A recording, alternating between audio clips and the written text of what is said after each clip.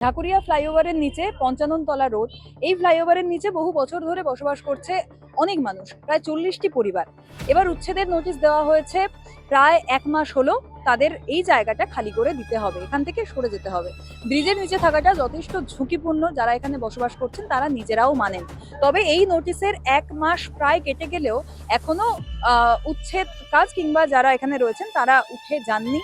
তারা এখানে তারা বহু বছর ধরে যে রয়েছেন তার প্রমাণ হিসেবে ভোটার কার্ড এবং সমস্ত নথি নিয়ে তারাও আবেদন করেছেন আদালতে, যাতে তাদের দিকটাও ভেবে দেখা হয়, এমনই জানা যাচ্ছে। তাই ১ মাসের পরেও এখনো তারা আন্দোলন চালিয়ে যাচ্ছেন, যাতে তাদের মাথার ছাদের ব্যবস্থা করে দেওয়া হয়। আমরা কথা বলে জানলাম প্রায় ১ মাস আগে এখানে নোটিশ দেওয়া হয়েছে, আর বাকি যেই আইনি জটিলতা তৈরি হয়েছে উভয় পক্ষের তরফ থেকে সেই বিষয়ে জানলাম। এবার জানার বিষয়, এখানে যারা বসবাস করছেন তারা এসেছেন কোথা থেকে? দেশের বাড়ি সেই পাথর প্রতিমা, রামগঙ্গা পাথর প্রতিমা।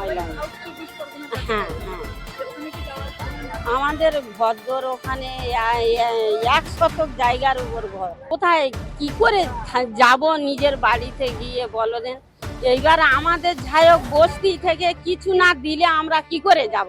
আমাদের হয় ছাদ চাই, আর না তো আমাদের যাই হোক একটা ব্যবস্থা না করলে আমরা যেতে পারতেছি না। আমাদের কাকদ্বীপ, হ্যাঁ কাকদ্বীপই ওই কাটা পাঁচে জায়গা আছে, একটা ঘর আছে, আর কিছু নেই। তা খাবো কি? ওই মাটি কামড়ে খাবো?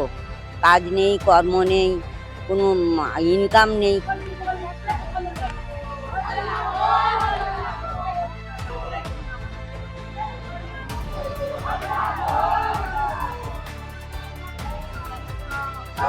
আমাদের কিন্তু মাথার উপর চাল নেই, এই ব্রিজের চালটাই হচ্ছে আমাদের মাথার উপর। আমরা কোনো রকম একটা বাঁশ দিয়ে ঘিরে রাখি যাতে না কোনো ইট বালি না পড়ে, শুধু কোনো রকম একটা প্লাস্টিক দিয়ে বাঁশ দিয়ে আমাদের ঘেরা রয়েছে। উনি ভোটের সময় দৌড়ে দৌড়ে এসে ভোটটা নিয়েছেন, ওরকম এসে যাতে আমাদের মাথা গোড়ার জায়গা যাতে দিতে পারেন, দৌড়ে দৌড়ে এসে সেই মাথা গোড়ার জায়গাটাও একটু ব্যবস্থা করে দিন।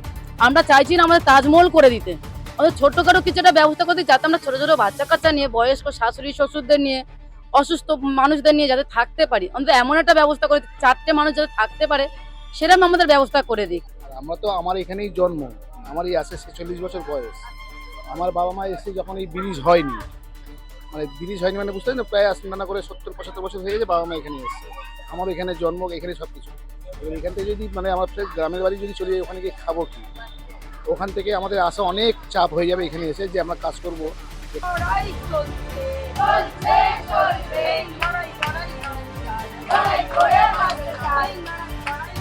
কলকাতা মিউনিসিপ্যাল কর্পোরেশনের পক্ষ থেকে নোটিশটা ২৭শে জুন দেওয়া হয়েছে। তো ২৭শে জুন নোটিশটা সার্ভ করেছিল ওরা ২৯শে জুন। তো সেখানে লেখা ছিল যে ৩রা জুলাইয়ের মধ্যে এদেরকে ঘর বাড়ি থেকে চলে যেতে হবে, তা না হলে ৪ তারিখে ভেঙে দেওয়া হবে। এই নোটিশ লাগানোর পরে বস্তিবাসীদের পক্ষ থেকে তো কলকাতা কর্পোরেশনের এক্সিকিউটিভ ইঞ্জিনিয়ার, বড়ো সিভিল, তারপরে কলকাতা কর্পোরেশনের যিনি চেয়ারম্যান তার সঙ্গে দেখা করা হয়েছে। এবার যখন দেখা করে এমএলএর সঙ্গে দেখা করতে যাওয়া হয়েছে, এমএলএও দেখা করেননি। কাউন্সিলর তিনি ইনভ্যালিড হয়ে গেছে, চেয়ারম্যান তিনিও ইনভ্যালিড হয়ে গেছে। ফলে কার কাছে যাব কথা বলতে? তো ২৭শে জুনে নোটিশটা ২৯ তারিখে যখন দিল, তারপরে আমরা ৩০ তারিখ পর্যন্ত চারিদিকে দৌড়ঝাঁপ করেছি, কোনো কাজ হয়নি। তখন আমরা ডিসিশন নিলাম একমাত্র এবার আমাদের আদালতে যেতে হবে। তো আমরা ১ তারিখে আদালতে পিটিশন করি এবং আমরা ২ তারিখে আমাদের কেসটা কোর্ট গ্রহণ করে। তবে বর্তমানে যে পরিস্থিতি এখন তৈরি হয়েছে তাতে পুরোটাই আদালতের ওপরে নির্ভর করছে, যে আদৌ যারা পুনর্বাসন চাইছেন সেই দাবিটা রাখা হবে, নাকি সরকারের তরফ থেকে উচ্ছেদ করা হবে। এই ঢাকুরিয়া ফ্লাইওভারের নিচে যারা বসবাস করছেন তাদের ঘরবাড়ি ভাঙা হবে, তাদের সরিয়ে দেওয়া হবে। পুরোটাই এখন সময়ের অপেক্ষা। ক্যামেরায় শুভময় দাসের সাথে পায়েল রায়, রাষ্ট্রিক্স।